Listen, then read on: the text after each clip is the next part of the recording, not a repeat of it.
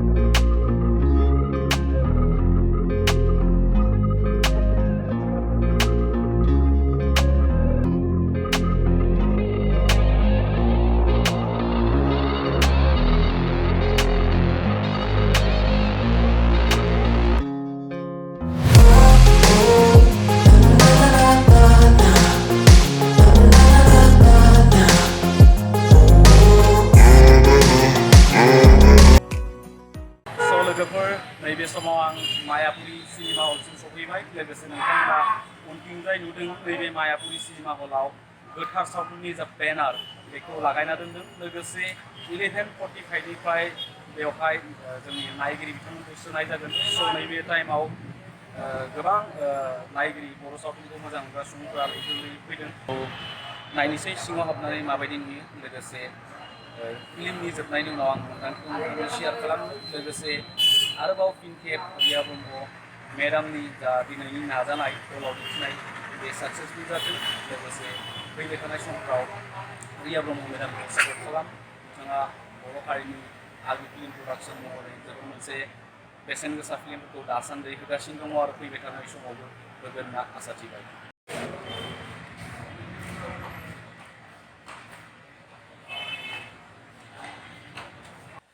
गासै नायगिरि लोगो नोंथांमोन जोङो गोथार सावथुनखौ नायनानै ओंखारबोबाय।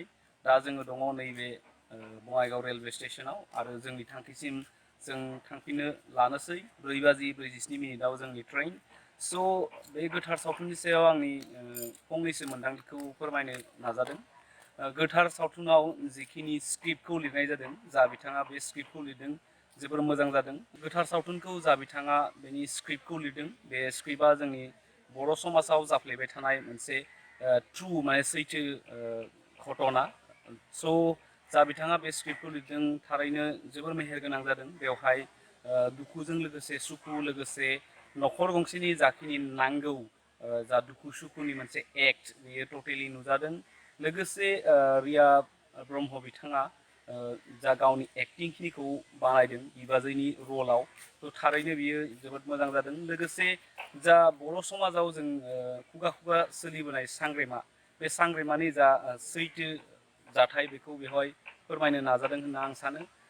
जोंनि बे बर' समाजाव जेब्ला सासे हौवा हिन्जावा जुलि जाखांनायनि दानसे दाननैनि उनावनो जुदि गथ'नि बिमा जानो हानाय गोहो गैयाब्ला बा गथ'नि बिमा जादों होननानै मिन्थियागौमानि खायसे गाज्रि नोजोरजों नायो। लोगोसे खुगा खुगा बे सांग्रेमा, माने सांग्रेमा मिन्स गथ' लानो हायै हिन्जावखौ जों सरासनस्रा बर' रावाव सांग्रेमा बुङो, बेनि थार-आखुथिया नुजादों। लोगोसे लिंसार, बे जा जोंनि फावखुंगुर, बिथाङा थारैनो जोबोर मोजां एक्टिं खालामदों बे गोथार सावथुनावबो। लोगोसे बिथाङा सासे एक्टिं प्लास फाइटिंनि सासे जोबोर राफोद एक्टर होनना आं सानदों। लोगोसे भिलेनाव जा थाख्लाय, जोंहा थाख्लाया जोबोर मोनसे मोजां एक्टिं खालामदों।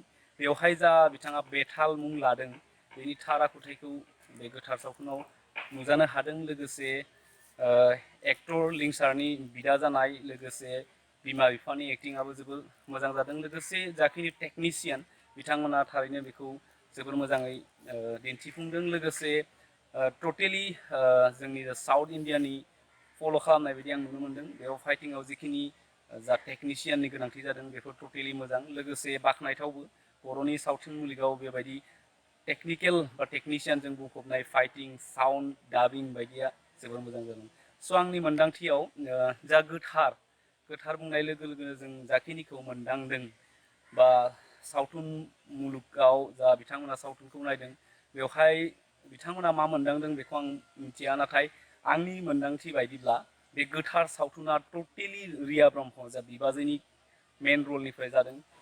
जा गोथार सावथुननि जा ओंथिखौ फोरमायनो नाजादोंमोन, बेयो जानो हागौ गुबुननि मोन्दांथियाव माबायदि आं मिथिला। नाथाय बे गोथार सावथुननि मुंखौ गोथारनि अनगायै जुदि बाजै दोनोमोनब्ला साबसिन जागोन होननानै आंनि मोन्दांथिजों आं फोरमायदों।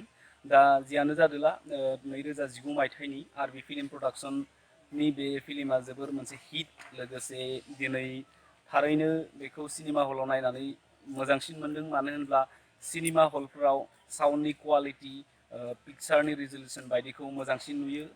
गोथार सावथुना थारैनो मोनसे सामाजिक ससियेल एक्टिभिटिजों गोरोबनाय सावथुन। लोगोसे बेवहाय मोनसे थि मेसेजखौ बिथांमोना होनो नाजादों। जेरैहाय बे फिल्मनि जा बेथाल, बे बेथाल बिथाङा गुबुन हादोरनि जा उदखारि हानजाजों लोगो नांनानै जोंनि जा बड'लेण्ड, बेयाव बड'लेण्डखौ मुंख'दों। बड'लेण्ड बा जोंनि आंगोनि जा हादोर, बेखौ धंस' खालामनायनि जा मोनसे प्लानिं खालामो गुबुननि खैसाराव, बेनि थार फोरमानखौ दिन्थिदों। लोगोसे जाखिनि गुबुन हारिखौ लानानै बेवहाय जा गुबुन हारिनि जा उदखारि बिथांमोनखौ दिन्थिदों, थारैनो गोग्गाथाव। लोगोसे जोंनि मुंदांखा फावखुंगुर सुकबिर बिथाङाबो जोबोर सासे पुलिसनि जा रल लादों, बेयो थारैनो गोग्गाथाव। आरो बिथांखौ जों IPS अफिसार बायदिबो नुनाय मोन्दों आंनि मोन्दांथियाव। मानो होनब्ला बिथांनि बडि स्टाइल, लोगोसे बिथांनि जा बडि लेंगुवेज, बेफोरो थारैनो सासे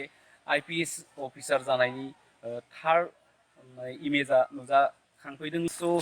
फिल्मखौ नायनो थाङोब्ला टटेलि 100आव 100खौनो बुंनांगोन। मानो होनब्ला बे फिल्मनि मोनफ्रोमबो एंगोलावनो मोनसे मोनसे बिथिंखि लानानै मोजां एक्ट खालामदों। लोगोसे जोंनि समाजाव जाफ्लेबाय थानाय जा जोंनि खोमसि फोथायनाय, सांग्रेमा, जा माने जुलि जाखांनाय लोगो लोगोनो सासे हिन्जाव मानसिया बिमा जानायनि जा मोनसे सिमां, बेखौ खायसेया गुबुन असुबिदानि थाखाय दोनथ'नानैब्लाबो जों खायसे खामानिखौ मावनो गोनां जायो। नाथाय जोंनि बे बर' समाजाव सोलिबोफुबाय थानाय जा जुलि जानायनि उनाव जे सासे बिमानि गोरबोआव गथ' थानांगौ बा सासे बिबौ बिबैयाबो फिसौला फिसौजो मोननायनि मोनसे सिमां, बेखौ लानानै जा बिहामजोनि सायाव नारख्रेबनाय जा सांग्रेमा बा गथ' बानो हायै हिन्जावनि बे थार फोरमाना बेवहाय नुजाथिदों।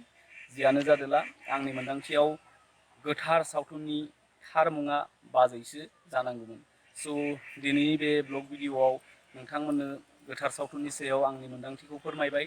लोगोसे जोबथारनायाव रिया ब्रह्म मेडामनिसिम रोजा रोजा साबायखर, लोगोसे लिंसार नोंथांनिसिमबो रोजा रोजा साबायखर, लोगोसे थाख्लाय जा बेताल बिथांनि एक्टआबो जोबोद मोजां जादों आरो सुकबिरखौ थारैनो सासे IPS अफिसार बायदि नुनो मोनदों। स' गासै आरबि फिल्म प्रडाक्सननि गोथार सावथुननि टेकनिशियान बिथांमोन, लोगोसे जा बिथाङा बे सावथुनखौ एडिटिं खालामदों, थारैनो जोबोर मोजां जादों। स' दिनैनि बे गोथार सावथुननि सायाव आंनि मोन्दांथि फोरमायनाया बेखिनियानोसै।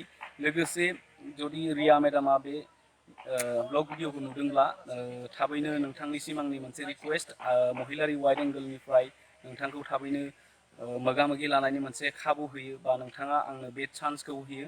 थ' दिनैनि बे ब्लग भिडिअआ बेखिनिसै। गोजोन्थों। जै बर' हारिनि जै।